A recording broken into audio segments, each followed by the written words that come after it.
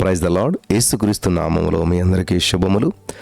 ఈరోజు మనం ధ్యానించుకోబోయేటువంటి వాక్య భాగము సామెతల గ్రంథం 10వ అధ్యాయం 2వ వచనం, 11వ అధ్యాయం 28వ వచనం. మీరు చదువుకున్నట్లయితే, భక్తిహీనుల ధనము వారికి లాభకరము కాదు, నీతి మరణము నుండి రక్షించును, ధనమును నమ్ముకొనివాడు పాడైపోవును. స్తోత్రం దేవా సర్వోన్నతుడా. ఈరోజు ఈ యొక్క వాక్యపు వెలుగులో మమ్మల్ని నడిపించి బలపరిచి విత్తబడుచున్న వాక్యం వ్యర్థం కాకుండా ప్రతి హృదయంలో నాటబడి నూరంతల పంట అనుభవించిన కృప చూపించమని యేసుక్రీస్తు నామములో ప్రార్థించిన మేము పొందుకుని ఉన్నాం తండ్రి, ఆమేన్.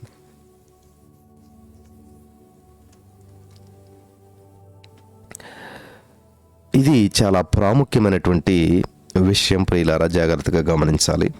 దినములు చెడ్డవి గనుక సమయాన్ని పోనీక సద్వినియోగం చేసుకోవాలి. సద్వినియోగం చేసుకోవటం అంటే సంపాదనలో పడిపోవటం అని కాదు అర్థం. సద్వినియోగం చేసుకోవటం అంటే జీవితం అంతా కూడా సంపాదనకి మరి సమస్యల పరిష్కారానికి మాత్రమే ఉపయోగించడం కాదు. ముఖేష్ అనేటువంటి ఒక వ్యక్తి ఉన్నాడు. ఆయన మరి ఎంతో కష్టపడేటువంటి వ్యక్తి, చక్కగా వ్యాపారాలు చేసేటువంటి వాడు, అన్ని విషయాలు అభివృద్ధి చెందుతూ వచ్చాడు. ఆ విధంగా ఆ ముఖేష్ చాలా వ్యాపారాలు చేసి 3 లక్షల కోట్ల రూపాయల విలువ కలిగినటువంటి వజ్రాలని సంపాదించాడు. ఇప్పుడు ముఖేష్ వద్ద 3 లక్షల కోట్ల రూపాయల విలువ చేసే వజ్రాలు ఉన్నాయి. రోజు వాటిని చూస్తూ అతడు ఎంతో సంతోషించేటువంటి వాడు. రోజులు గడుస్తూ ఉన్నాయి. ఒకరోజు ఆయన మరి దగ్గరికి ఒక మరణదూత వచ్చాడు. మరణదూత మాట్లాడుతున్నాడు. ఏమనంటే, ముఖేష్,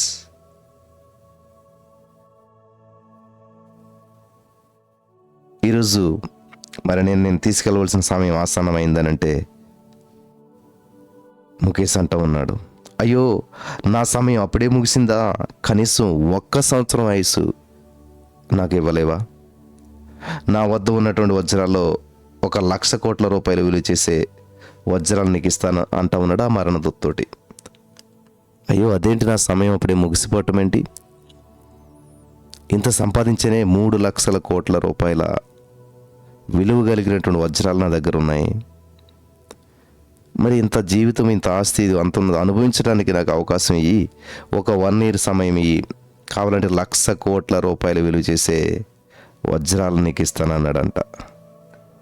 ఆ యొక్క మరణదూత అంటా ఉన్నాడు, సాధ్యం కాదులే, నీవు ఇప్పుడే నాతో కూడా రావాలి అన్నాడంట.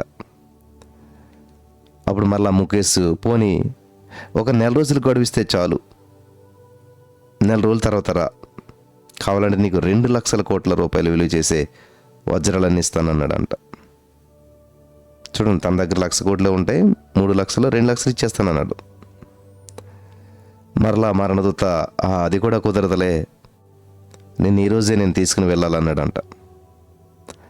ముఖేష్, అయ్యో నేనెంతో కష్టపడి 3 లక్షల కోట్ల రూపాయలు సంపాదించాను, సరే ఆ 3 లక్షల కోట్ల రూపాయలు నీకు ఇచ్చేస్తాను, కనీసం 3 రోజులు గడువిస్తావా?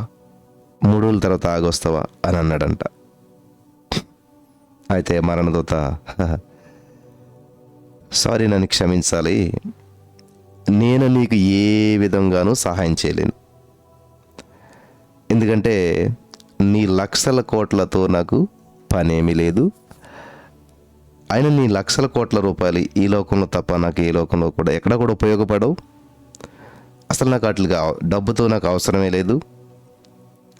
నా పని ఏంటంటే, దేవుడు నాకు అప్పచెప్పిన పని నీ ఆత్మ నేను తీసుకుని వెళ్ళాలి. కాబట్టి నీ సమయం ఆసన్నమైంది. సో నువ్వు 3 లక్షల కోట్లు ఇచ్చినా దాన్ని నేను తీసుకోవాలని నాకు ఉపయోగపడదు. వాటితో నాకు పనే లేదు, అసలు అవసరం లేదు నాకు.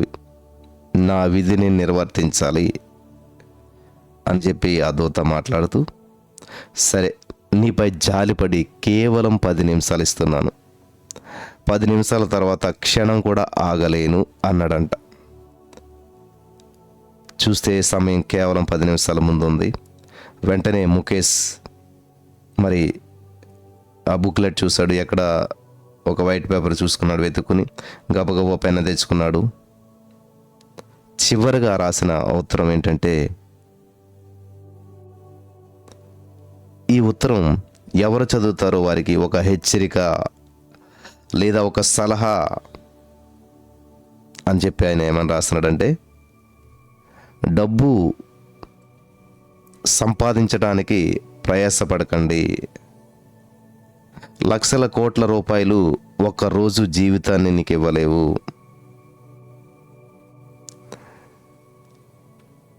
ఈ యొక్క మాటలు ఆయన రాశాడనమాట.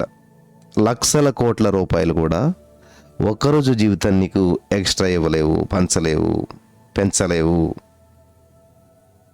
అని చెప్పి చెప్తా ఉన్నాడు. ఆ మాటలు బుక్ మీద రాశాడు.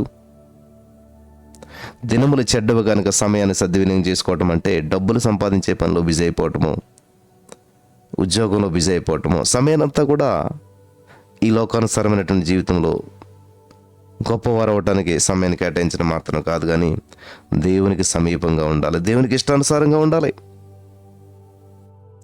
ఎప్పుడైతే ఆ వ్యక్తి కోట్ల రూపాయలు, లక్షల కోట్ల రూపాయలు ఉన్న ఒక క్షణం, ఒక రోజు కూడా మన జీవితాన్ని అవి ఇవ్వలేవు అని చెప్పి అన్నాడు, వెంటనే మరణదూత అతన్ని తీసుకుని వెళ్ళిపోవడం జరిగింది.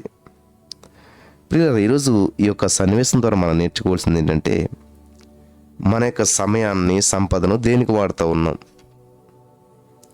మన యొక్క సమయాన్ని, సంపదని దేనికి వాడుతూ ఉన్నాం? లేకపోతే అసలు మన జీవితాన్ని దేనికి వాడుతున్నాం?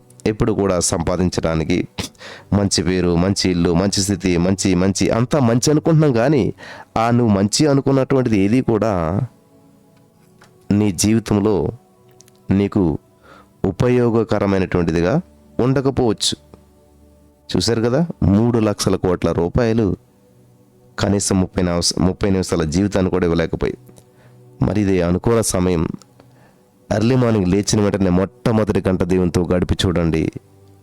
దేవునికి మీ సమయాన్ని ఇచ్చి చూడండి, అద్భుతమైన ఫలితాలు మీరు అనుభవిస్తారు. ఈ మాటల ద్వారా పరిశుద్ధాత్మ దేవుడు మనందరినీ బలపరచును గాక. ఆమేన్.